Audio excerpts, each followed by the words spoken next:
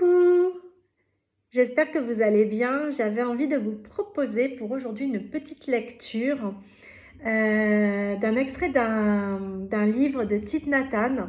Alors Thich Nhat Hanh, il y a des personnes parmi vous qui connaissent, ça c'est sûr, et il y en a d'autres peut-être pas. Alors c'est l'occasion de découvrir ici. Euh, pour résumer quand même, qui est Thich Nhat Hanh?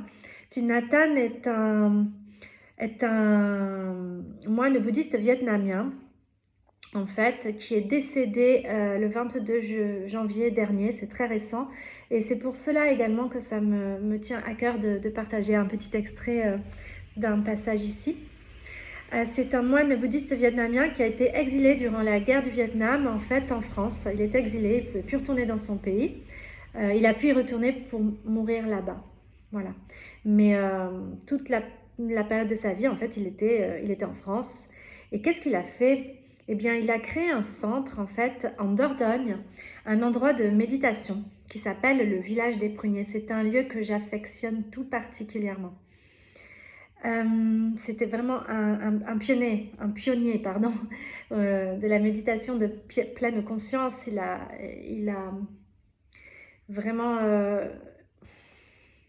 été un phare, j'ai envie de dire, vraiment une lumière très importante euh, dans des mouvements de paix dans le monde, au niveau de l'écologie également.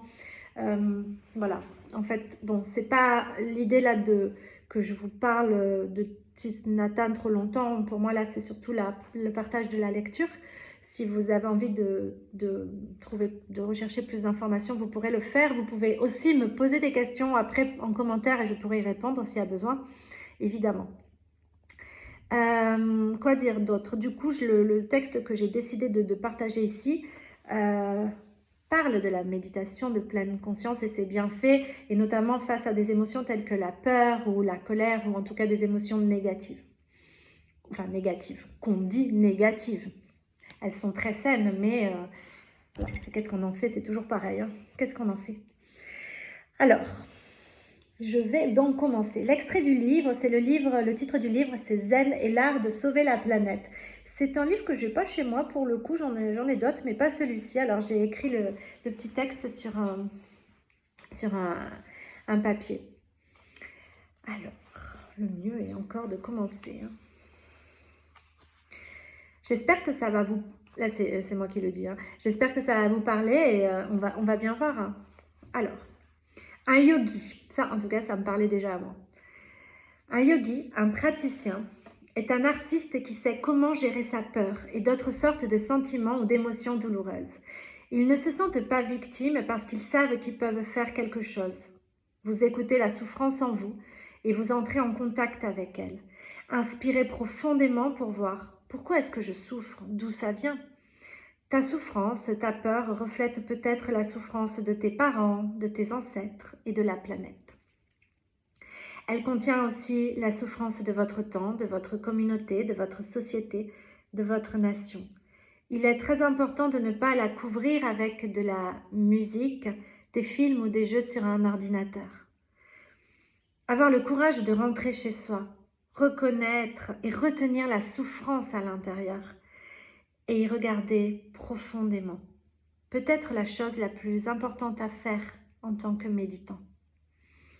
Le méditant respire et dit « Bonjour ma peur, ma colère, mon désespoir, je prendrai bien soin de vous. » Au moment où vous reconnaissez ce sentiment et que vous lui souriez avec amour et attention, embrassant la peur avec pleine conscience, cela commencera à changer. Voilà le miracle de la pleine conscience. C'est comme la lumière du soleil du matin qui brille sur une fleur de lotus. Le bourgeon ne s'est pas encore ouvert, mais alors que la lumière du soleil se déverse, les photons pénètrent dans le bourgeon. Et après 1 ou 2 heures de pénétration par la lumière, la fleur s'ouvre d'elle-même. Nous avons l'énergie de la pleine conscience générée par la marche, l'asseoir, l'assise, ou la respiration en pleine conscience. Avec cette énergie, nous embrassons notre peur avec douceur, comme la lumière embrassant la fleur. Quand les 2 sortes d'énergie se rencontreront, il y aura un changement, une transformation.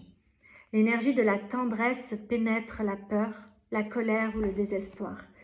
Vous la tenez aussi fort que vous pourriez tenir un enfant blessé.